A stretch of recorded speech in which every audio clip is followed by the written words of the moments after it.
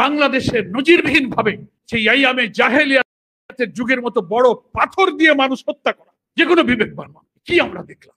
আমার মন বলছে কোন দল মহৎ ব্যক্তি কোন দিকে ইঙ্গিত করে কথা বলতে চাই, যাদের ইঙ্গিতে যারা এই পাথর মজলুম মানুষের উপরে যে পাথর চাপা দিয়ে হত্যা করেছেন, এই পাথরের বোঝা আপনাকে বহন করতে হবে অনেক দিন। এই পাথরের বোঝা আপনাকে অনেকদিন বহন করতে হবে। আসসালামু আলাইকুম ওয়া রাহমাতুল্লাহি ওয়া বারাকাতুহু। আল্লাহর শুকরিয়া যে আল্লাহ তাআলা আমাদেরকে তার দ্বীনের আওয়াজকে বুলন্দ করার জন্য সারা বিশ্ব এবং এই দেশের 18 কোটি মানুষের কানে, তাদের হৃদয়ে, তাদের চেতনায় একটি শিহরণ জাগাবার জন্য এই জাতীয় সমাবেশের সিদ্ধান্ত নেবার তৌফিক দান করেছেন। আর আজকে ঢাকা মহানগরী দক্ষিণ পেশাজীবী বিভাগকে এই জাতীয় সমাবেশ সফল করার জন্য কি কর্তব্য, কি দায়িত্ব তা বুঝিয়ে দেওয়ার জন্য যে ডাক দিয়েছিলেন, সেখানে আপনাদের সঙ্গে আমাকেও মিলিত হওয়ার তৌফিক দিয়েছেন। আমরা এ কারণে সবার একবার আল্লাহ শুকরিয়া আদায় করি, আলহামদুলিল্লাহ। এখন আমার একটু জানতে ইচ্ছে হচ্ছে যে অনেকক্ষণ ধরে তো আপনারা বসলেন, বক্তৃতা শুনলেন, ঠিক আছে, ইনশাল্লাহ, মাশাল্লাহ, আলহামদুলিল্লাহ, হাতও উঁচু করলেন, ঠিক আছে, সব বললেন, ক্লান্ত হয়ে যাননি তো? কথা একটু 2-1 মিনিট যদি আমি বলি বা একটু লম্বা বিখাটো কি হয় তা বলতে পারি না, কিছু কথা গোছাইছি সেটা বলবো, সেই পর্যন্ত সবর করবেন কিনা? ইনশাল্লাহ জোর আছে, তাতে বোঝা যায় যে শুনবেন। আমি আপনাদের এই রেসপন্স দেখে, নেতৃবৃন্দের বক্তব্যে যে সাড়া দেখলাম, তাতে আমি সাহস করে আমি একটা পরিকল্পনা তৈরি করছি। কারণ এইটা আপনারা যদি বলেন যে আপনি সাহস করে বলেন, আমরা এটা বাস্তবায়ন করে দেব। দেবেন তো? ইনশাআল্লাহ, আলহামদুলিল্লাহ। এখন এই জাতীয় মহাসমাবেশ কেন গুরুত্বপূর্ণ, কি কারণে এটাকে বড় করতে হবে, কি কারণে সফল করতে হবে, এইটার ফজিলত কি আর বয়ান করার দরকার আছে? এ বক্তৃতা তো এতক্ষণ হলো। আমরা সারা দুনিয়াকে দেখবো, বিশ্ব মিডিয়া দেখবে, বাংলাদেশের 18 কোটি মানুষের ঘরে 19শে জুলাইয়ের এই জাতীয় মহাসমাবেশ একটি জাগরণ, একটি আলোড়ন তৈরি করবে ইনশাআল্লাহ।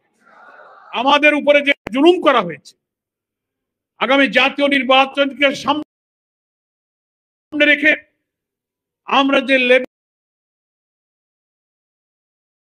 প্লেইং ফিল্ড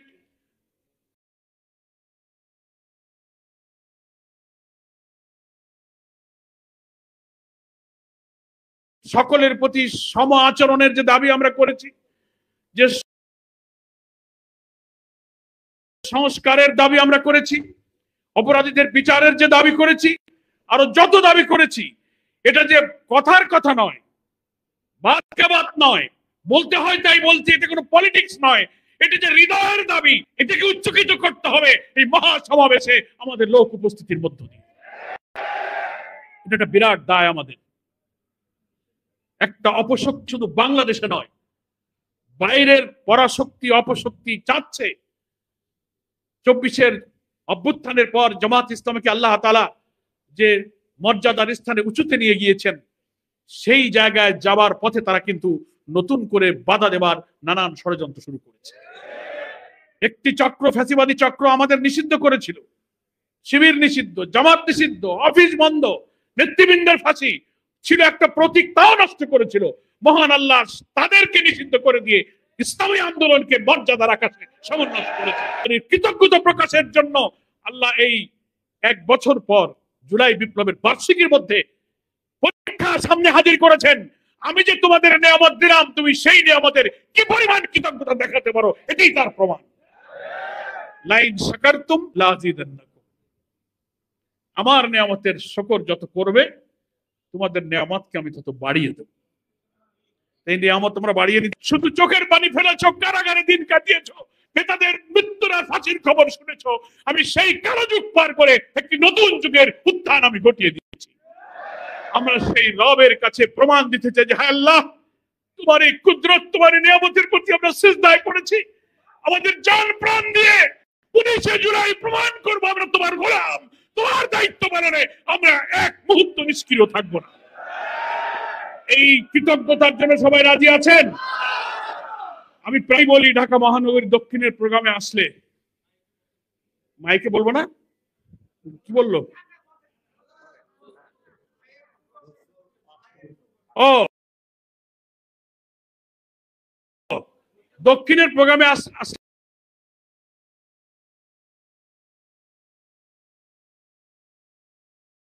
আমি বলি যে ঢাকা হচ্ছে বাংলাদেশের রাজধানী,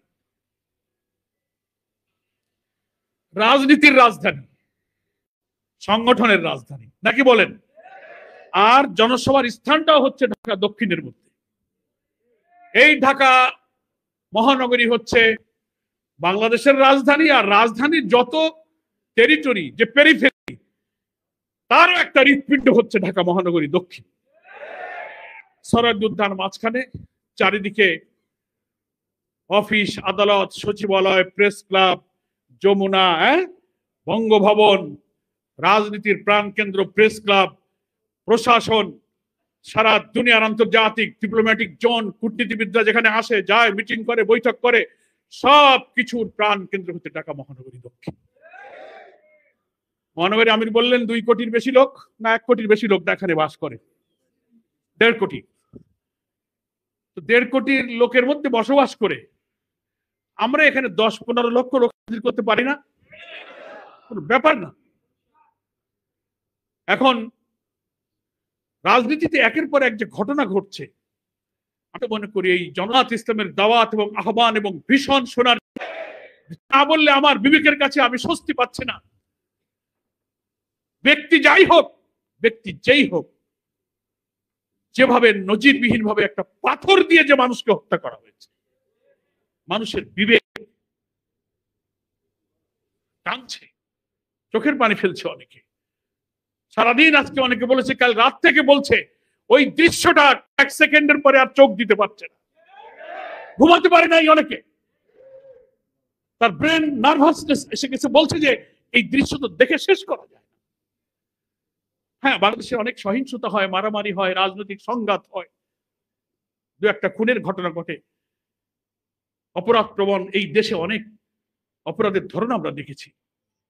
কালকে আমরা কি দৃশ্য দেখলাম, মনে হলো ভিডিওটা একদিন আগে করা, ওরা ছেড়েছে বোধহয় দেরিতে,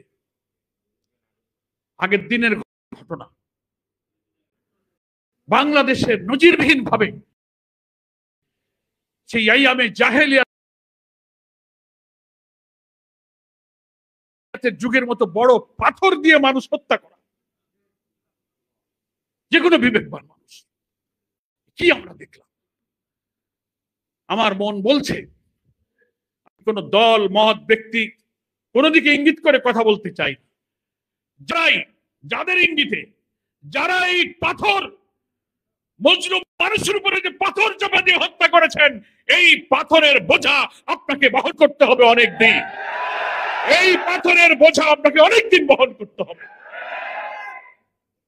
আপনার জাতিকে কলঙ্কিত করেছেন। নতুন বাংলাদেশের আমরা স্বপ্ন দেখি, আমরা নিরাপদ বাংলাদেশ চাই, মানবিক বাংলাদেশ চাই, সমৃদ্ধ বাংলাদেশ চাই। এই কি তার আলামত? সব ঘটনাকে শুধু বিচ্ছিন্ন ঘটনা বলে এড়িয়ে যাওয়া, এটা রাজনীতির একটা অপকালচার, অপসংস্কৃতি শুরু হয়েছে। মহানগরী আমির সাহেব বলেছেন, প্রশাসনকে আমিও বলবো না যায়। উনার নিহতের স্ত্রী বলে এক কথা, যিনি ভিকটিম, যিনি স্বামীহারা হলেন, সব খবর তিনি জানেন, তিনি বলবেন এক কথা, আর ইনভেস্টিগেশন অফিসার, তদন্ত বা অথরিটি বলবেন আর এক কথা। তা কি হলো? এটা তো আওয়ামী লীগের আমলেই তো এরকম দেখতাম, তদন্তের আগেই আপনি একটা কথা বলে দিলেন। কিন্তু শেখ হাসিনা স্টাইল, বিচার তদন্তের আগেই কইতো এটা জামাত শিবির করছে, কইতো না? তা আমরা যে বক্তৃতাটা করি, কথা বলতে আমাদের লজ্জা হয়, বেদনা লাগে যে আপনারা সব কথার মধ্যে রাজনীতি আনেন, সবাইকে খালি ফ্যাসিবাদ বলেন, সব জায়গায় ফ্যাসিবাদের প্রেতাত্মা ঘাপটে বেড়ে আছে, কথা খালি বলেন। এসব দেখলে কি বলবো আপনি বলেন? যে কালো যুগ আমরা পার করেছি 100 রক্ত দিয়ে, তাদের চরিত্রের সাথে যদি আপনার চরিত্র মিলে যায়, তাহলে আমরা কি বলবো আপনাদের? স্বভাব বদলান। কোন প্রশাসন, কোন পরাশক্তি কোন পুলিশ, কোন র্যাব, কোন মিলিটারি আওয়ামী ফ্যাসিবাদ কিন্তু রক্ষা করতে পারে নাই। যদি আপনি জনগণের বিপক্ষে চলে যান,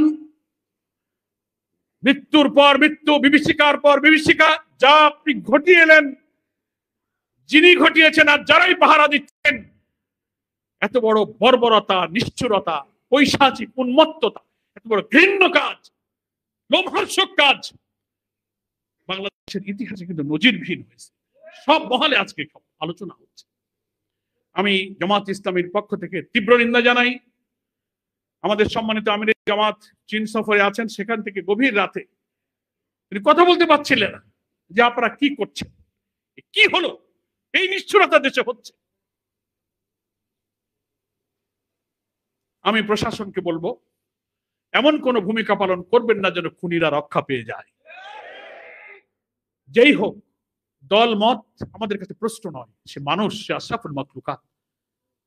কোন শত্রুত মানুষ এই দৃশ্য দেখতে পারে না। এটার খুনিদের গ্রেফতার করা হোক, বিচার করা হোক।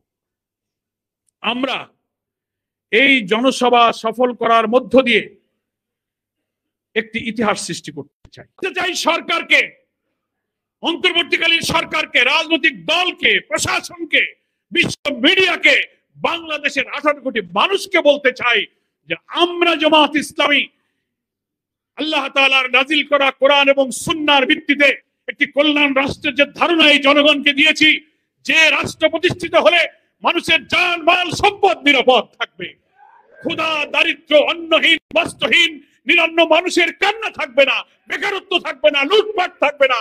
তোমরা একবার সব দলকে তোমরা দেখেছো, একটা দল, একটা আদর্শ, মানুষের সব মতবাদ পরীক্ষা হয়ে গেছে, সব দল পরীক্ষা হয়ে গেছে, কিন্তু কোরআন সুন্নাহর ভিত্তিতে কল্যাণ রাষ্ট্র হলে আর মানুষগুলো যদি সৎ হয়, চরিত্রবান হয়, তাহলে সেই দেশটা কেমন হয় এটাই শুধু দেখতে বাকি আছে।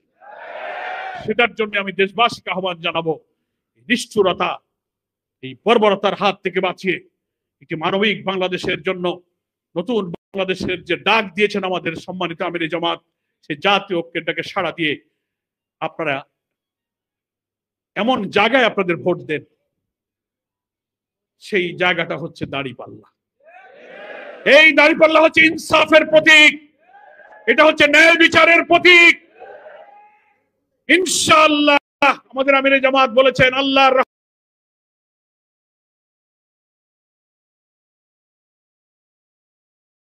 রহমতে বাংলাদেশের জনগণ যদি রাষ্ট্র পরিচালনার দায়িত্ব আমাদেরকে দেন, আমরা শাসক হব না, আমরা সেবক হব।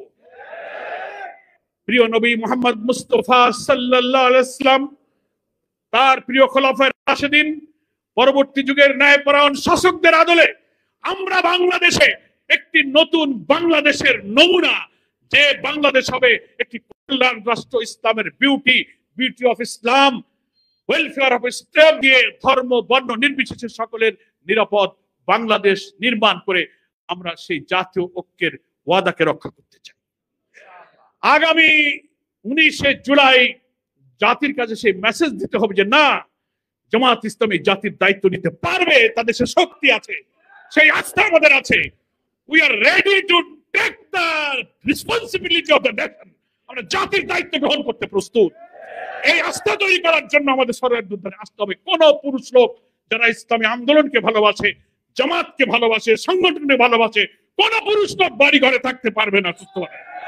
এই প্রতিজ্ঞায় যদি রাজি হন, তাহলে আমি শুধু পেশাজীবী সংগঠনের কাছে 2 লক্ষ লোক দেন। সেই 2 লক্ষ লোক কিভাবে দেবেন আমি ভাগ করে দিচ্ছি। রাজি আছেন তো? ভাগ করে দেবো। আপনারাই শুধু 2 লক্ষ লোক ইনশাল্লাহ আনতে পারবেন। আমি যে তথ্য পেলাম, এই পেশাজীবী যে 25টা বিভাগ আছে, আপনাদের শুনলাম 26টা বিভাগ, 1000-এর বেশি ইউনিট আছে, ছোট ছোট 1100 ইউনিট আছে। আছে তো? শুনে বুঝে কথা বলবেন, খালি জি বলবেন না। আমি কিন্তু সরকার উদ্যানে খোঁজ নেব, ঠিক আছে? এখন 2 লাখ লোক আমি বুঝাই দিই, কনফার্ম করে দেবেন আমাকে। প্রথম কথা হচ্ছে যে আমি 1100 1150 ইউনিট আছে, আমি দুর্বল নিষ্ক্রিয় সবল এসব থাকতে পারে বলে 100 বাদ দিয়ে দিলাম। কত থাকলো? 1000 ইউনিট তাজা আছে, জান আছে, প্রাণ আছে। হ্যাঁ, রুহুটা নড়তেছে, ইউনিটে নড়তেছে না? এই জীবন্ত আছে আমার 1000 ইউনিট। সেই ইউনিটে দায়িত্বশীল এখানে আছে। আমি এইসব ইউনিট দায়িত্বশীলকে নিউক্লিয়াস বলি। ফিজিক্সের ছাত্র যারা তারা বুঝবেন। আমি আগের দিনে মহানগরীর থানা আমিরদের সম্মেলনে বলেছি, ফিজিক্সের একটা টার্ম হচ্ছে নিউক্লিয়াস, শক্তির কেন্দ্র, যাকে কেন্দ্র করে শক্তি আবর্তিত হয়। ইউনিট হচ্ছে আমাদের সংগঠনের নিউক্লিয়াস। ওখানেই দাওয়াত, ওখানেই লোক তৈরি, ওখানেই রোপণ হয়, ওখানেই বায়তুল মাল, ওখানেই ভোটার, ওখানেই মিছিলে লোক আছে, ওখানেই জামাতের মেসেজ যায়, ওখানেই দাওয়াতি কাজ হয়। ইউনিট যদি জীবন্ত না হয় তো কোনো মহানগরী থানার কোনো মূল্য নাই। ওটা হচ্ছে মানুষের হার্ট।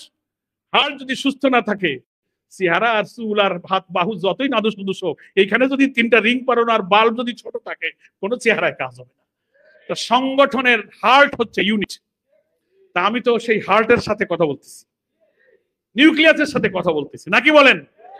এখন আমার সামনে ধরে নিলাম 1000 ইউনিটের নিউক্লিয়াস তারা এখানে আছেন, নিষ্ক্রিয় দুর্বলটা বাদ দিলাম। আপনারা একটা ইউনিটে 10টা কাজের লোক টেনে বের করতে পারবেন না? সমর্থক কর্মী তো অনেক আছে, আপনি কাজ দিলে যা বলবেন তাই শুনবেন, অ্যাক্টিভ 10টা লোক খুঁজে বের করবেন, পারবেন? আগে হাত টুকরে দেখান যে আমি 10টা লোক, আমার ইউনিট থেকে 10টা লোক অ্যাক্টিভ লোক বের করবেন, আপনি যা কাজ দেবেন তা সে করবে, পারবেন? গেল পয়লা দফা পাস। 2 নম্বর হচ্ছে এই 10টা লোকের এক একজনকে, যেহেতু কাজের লোক বলছি, ভালো কর্মী তো বাছাই করবেন, 10 জন বাছাই করবেন। আর একটা সুবিধা আছে আপনাদের, আমাদের তো শ্রমিক ইউনিট আছে, দর্জি ইউনিট আছে, সাধারণ দোকানদারের ইউনিট আছে, আবাসিক অনেক ইউনিট আছে। পেশাজীবী ইউনিট একটা দিক থেকে এক্সেপশনাল, সেটা এখানে 100% লোক শিক্ষিত, 100% লোক হচ্ছে শিক্ষিত, বুঝমান, সচেতন, দায়িত্ববান, তাদের বিবেক আছে, তারা একটা কথা বললে বোঝে, 5 বার বলা লাগে না। এরকম লোক না আপনারা? নাকি নিজের উপর আস্থা নাই? এরকম লোক তো। সেই জন্য আমি একটা দায়িত্ব দিচ্ছি, 10টা কাজের লোক বের করবেন আজকে গিয়ে, মাথার মধ্যে এখন প্ল্যান করে ফেলেন সব, সকালে গিয়ে 10 জন ডেকে বসবেন। 10 জনকে এক একজনকে 20টা লোককে দাওয়াত দিতে দায়িত্ব দেবেন। আপনি 10টা লোক বের করলেন তো, একজনকে বললেন তোমার দায়িত্ব 20 জন লোক তুমি 19 তারিখে মাঠে নিয়ে যাওয়া। তোমার ভাই হোক, চাচা হোক, বন্ধু হোক, কলিগ হোক, অফিস হোক, দোকানদার হোক, পেশাগত বন্ধু হোক, আত্মীয় স্বজন হোক, জামাতের ফরম পূরণ না করে করুক, তোমারে ভালোবাসে, জামাতের বক্তব্য শুনতে ইচ্ছে হয়, দেখতে ইচ্ছে হয়, যে কোনো কনসিডারেশনে আপনার প্রতি মহব্বত আছে, তুমি একটা মানুষ, তোমাকে 20টা লোকের দায়িত্ব দিলাম। এটা কি কঠিন কাজ হবে? কাকে দিচ্ছেন? ওই যে 10টা কাজের লোক তার একজনকে দিচ্ছেন, মনে থাকে তো? লোক যদি আপনার একজন 20টা লোকের দায়িত্ব নেয়, তাহলে আপনার লোক কয়জন কাজের? 10, 20 গুণ 10 কত হলো? হলো তো? অঙ্ক ভালো, যেটা নিজের অঙ্ক ভালো করে করেন, এই অঙ্ক কিন্তু আপনারই করতে হবে, আমি কিন্তু করব না। প্রথম কি বলেছি? 10টা লোক খুঁজে বের করবেন, কামের লোক। এই 10 জনের এক একজনকে 20টা লোককে দাওয়াত দেওয়ার দায়িত্ব দেবেন। রাজি আছেন? এখন তো হাত তুলতে হবে, সেকেন্ড হাত তোলা, প্রথম হাত তুলছেন। এক একজনকে 20 জনের দায়িত্ব দিতে হবে।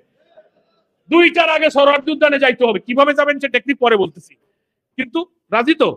রাজি। তাহলে 1000 গুণ 10 কত হলো?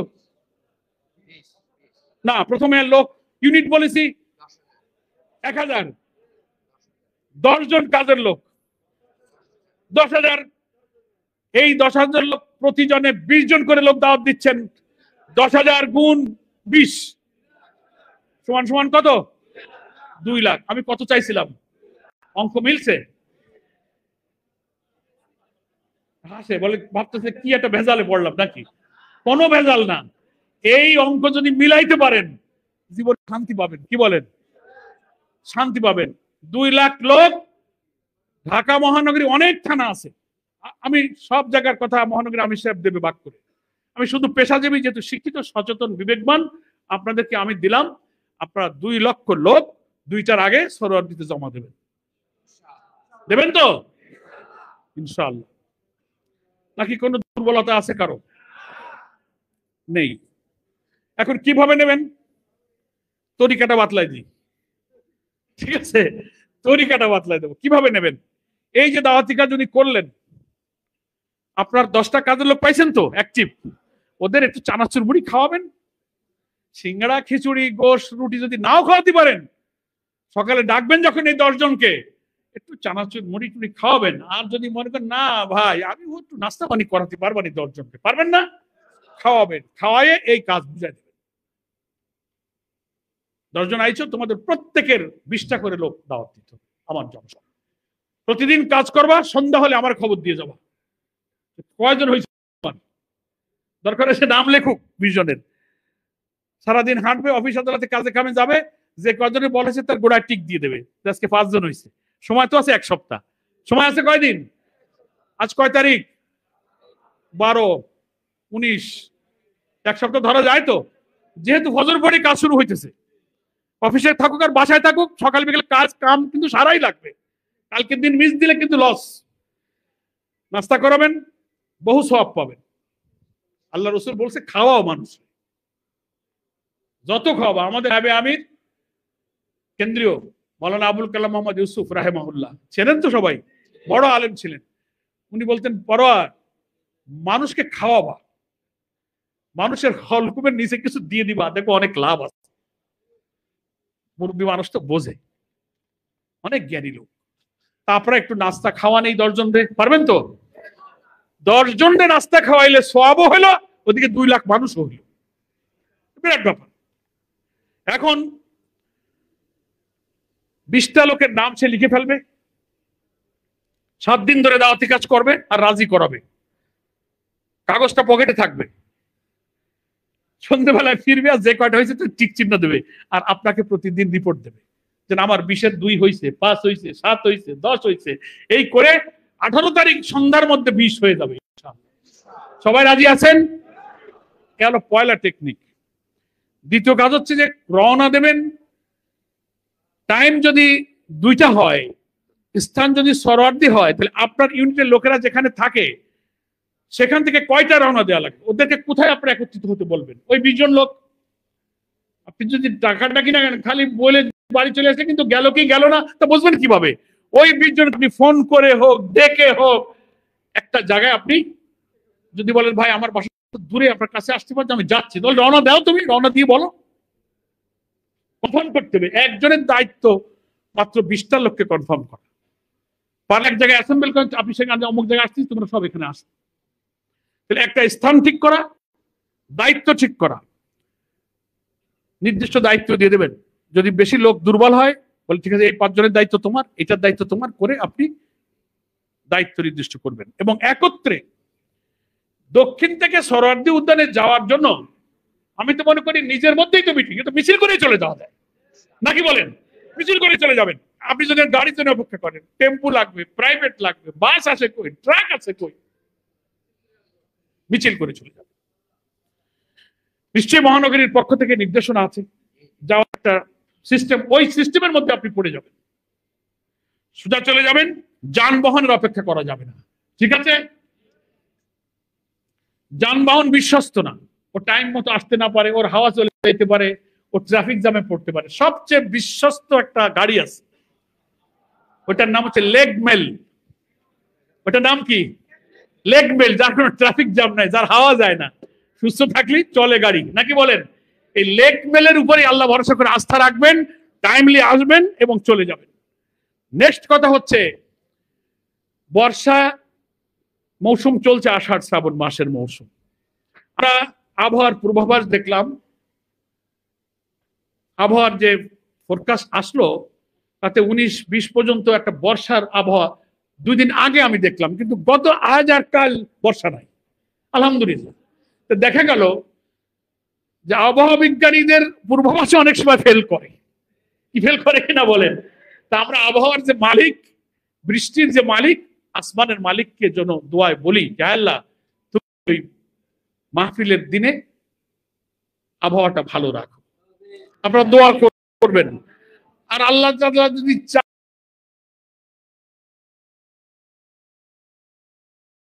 চান যে তোমরা এত জজবা, এত পরীক্ষা দিতে চাইছো, দিয়ে একটু বৃষ্টির টেস্ট হয়ে যাক কিরা বিমান আছে, তাতেও রাজি আছি, নাকি বলেন? রাজি আছেন তো? প্রথমে চাবো আলহামদুলিল্লাহ, না দিলেও আলহামদুলিল্লাহ, হাতি মরলিও লাখ টাকা, বাঁচলিও লাখ টাকা। বর্ষা আসলে কি করবেন? ধরলেন ভালো হইলে তো আর কোনো মস্ত লাগলো না, যদি বৃষ্টি আসে দৌড় মারবেন নাকি? হ্যাঁ, আমরা সবাই রসুল সেনা, ভয় করি না বুলেট বোমা, কিন্তু বৃষ্টি আসলে দৌড় মারি। এরকম হবে না তো? খবরদার, খবরদার, জায়গায় বসে থাকবেন, জায়গায় বসে থাকবেন। ভাই ব্যক্তিগত কাজে আমরা অনেকে ভিজি না? ছাতা নাই, অফিস থেকে যাচ্ছি, মাঠে ঘাটে যাচ্ছি, অফিসে যাচ্ছি, ভিজে গেছি।